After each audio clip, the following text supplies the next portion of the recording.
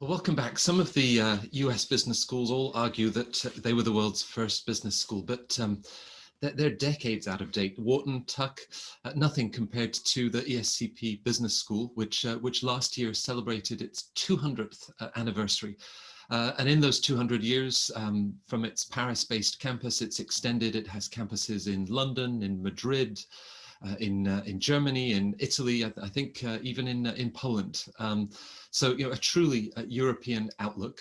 And they offer a tremendous number of specialized master's programs, one of which is consistently very highly ranked. It's their master's in finance.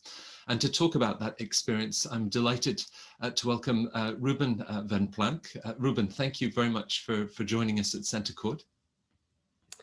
Hi, Matt. Thank you for inviting me over to discuss the ESCP, and I'm happy to be here to talk to all of you today. I'm almost intimidated by how many languages you could do this interview. You speak 4 languages fluently, and I'm sure they were very useful at a school like ESCP. You graduated from the Masters of Finance this summer, but you'd studied undergrad at Ghent in Belgium, and a variety of IB and private equity internship experiences. I also love the fact that for the last 3 years, you've been organizing this huge music festival. What is it?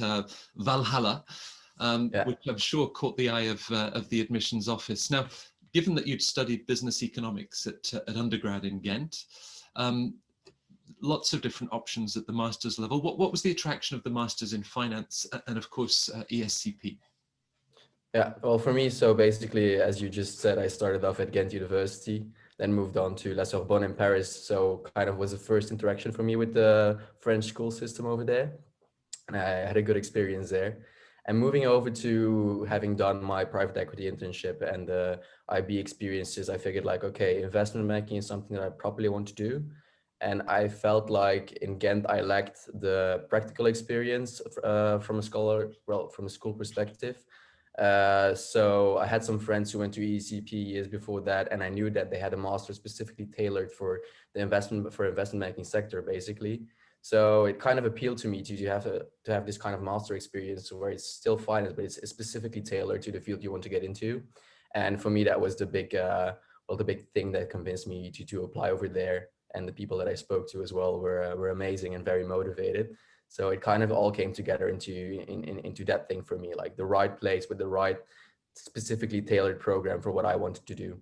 Right. Now, And I if you feel look like a at lot that of people have combination, that. it's obviously a very attractive, a very competitive industry to get into.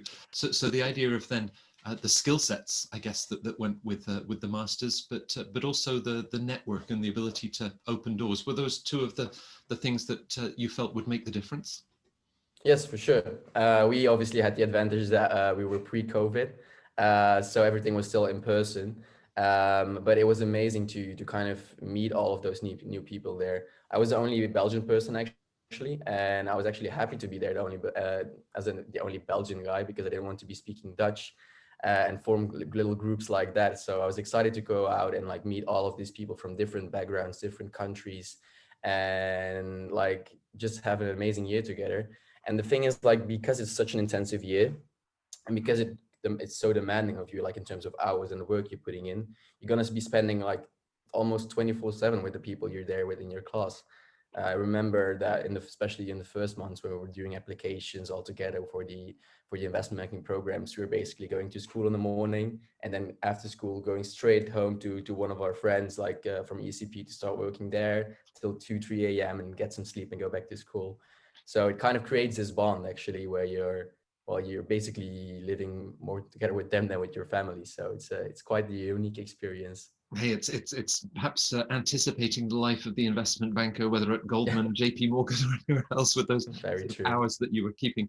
Now, with that intensity, and I guess both the international, very European outlook, does that reinforce the idea that the banking industry is fundamentally international in its outlook?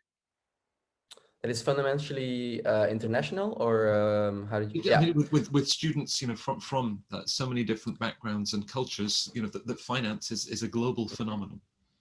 Yes, for sure. I think it's something that's specifically the law over the last years. It has been growing in terms of name because, like previously, people were, if you didn't know anyone who was in the sector, you wouldn't know about it. And like with social media and everything, people like information is spread more easily, and multiple career paths are available now for people to pick up on it and become interested into it. Right. And I feel like that has been specifically supporting the international factor of the investment banking sector. Because previously, you know, it's been located in, for example, London, and you have Wall Street, and then you have Paris, which is very active. But if you come from a different country, like chances are less likely that you'll know someone who's working there actually. And I feel like that is becoming a trend that you see, like more classes, like as you see at ESCP, at Imperial, for example, they're becoming more and more international. The classes who are focused on investment banking. And I think that that's only an advantage for the sector. Like people with different backgrounds come in, they have different language skills, different culture actually, and it's a trend in the world, but it's definitely pursued as well within the investment banking sector. Right, right. Of course, your skill sets, that this is a very deep dive into finance that you've taken on that personal level, but both in terms of the intensity of, you know, the sort of collaborating with your classmates. What do you then learn about yourself, that ability to handle that sort of intensity of focus? Yeah, yeah, that's a good question. It's something that you have to adapt to for everyone, I think, in terms of adapting to this kind of tension, because they expect a lot from you. And compared to when you're doing your undergrad, for example, you're basically, well, you're there and like it's kind of, you're supposed to be there. Whilst if you're doing a business school, it's actually you taking the decision, okay, I want to specialize and I want to put in this work, and I'm actually motivated to go and do that. And I think that plays a big role in like how everyone forms up their, like makes up their mind into like how they want to handle those kind of things. And for me specifically, it was a big change in terms of like, okay, I'm really like, this is going to be my number one focus. And like I had weeks where I didn't reply to my friends from Belgium, for example, or from other countries, because I wanted to, but I was just too focused on that. And I don't think that's specifically a bad thing, because it shows you like how deep you can go, and like how fast you can adapt yourself into a new kind of situation. And that's Right. something that the ECP showed us quite well. Right, it's a level of dedication also that recruiters highly appreciate. And you know, when you look at the placement record and graduates from the Masters in Finance from a top school like ESCP, there are, you know, great opportunities for you. How does the school support you in terms of those next steps of your career with Yeah, network and opening those doors? yeah. That's a very good question. I was like very surprised about that, how they approach this kind of subject. I remember the first day we walked in basically, and there was no messing around. They just said, okay, when 1 week from now, I want everyone to have the perfect CV. We'll check it twice for you this week. By the end of September, all applications have to be submitted. I want everyone to apply for at least 20 banks. I want to have a list of who applied where. I want to have a list of where everyone is in the process. And like they were, if you had went on to a next step, like the program director Philippe Thomas would ask you to give him an email, and he would, like, even if he could, he would call the bank himself and tell them about you. You know, that's how far they went. Really, it was quite astonishing. And like, but it's super nice, because like it feels like you're not on your own. Like, you know that the school is there to support you. They gave us during summer already.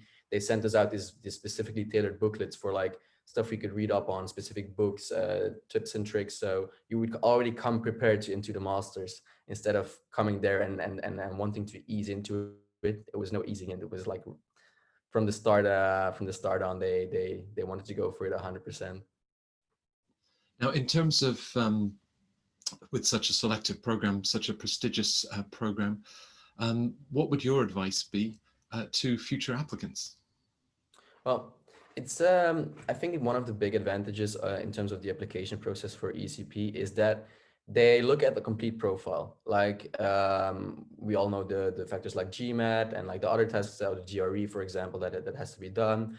And then like you have the background experience, the academic experiences, and you always have certain things where you're better in, than where you like have a better score and than in another subject, for example. And like some schools cut off if you don't have one thing. For like, let's say you have GMAT below 650, they will cut you off immediately. But ECP will always look for, okay, how does this profile match in like the big picture? Like, okay, maybe he has a GMAT of 640, but he did like so many big internships, or like has been very active in a certain field, which proves that he is like very capable, or she. And I think that's a big difference for them. So don't be worried too much if you like have the 640, and like obviously it's way better if you can redo the test and get a higher score, but try to make sure that you just show them who you are as a complete person, and like what you're capable of by your previous experiences, and what you've done and your motivations, and they will be happy to listen to you and like make the decision based on that rather than on one specific factor. Right, right. And I guess, beyond academics, whether it's that music festival and the sort of leadership skills that also shows, being able Yeah. to share those aspects of your personal story. Thank you for sharing that story with us at CentreCourt. And I'm sure the school is going to be very busy in the next couple of days with the next generation looking at the Masters in Finance. So, Ruben, stay safe, stay well. Good luck with next steps in those investment banking markets.